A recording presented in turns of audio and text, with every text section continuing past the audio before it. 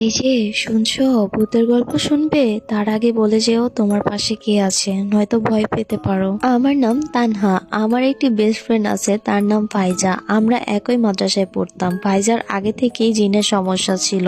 একদিন রাতে মাদ্রাসায় ছুটি হওয়ার পর আমি আর ফাইজা গল্প করতে করতে বাসায় ফিরছিলাম। হঠাৎ ফাইজা বলল, চল আমরা কদম ফুল পাড়ি। তাদের বাসার পাশেই একটা কদম ফুল গাছ ছিল।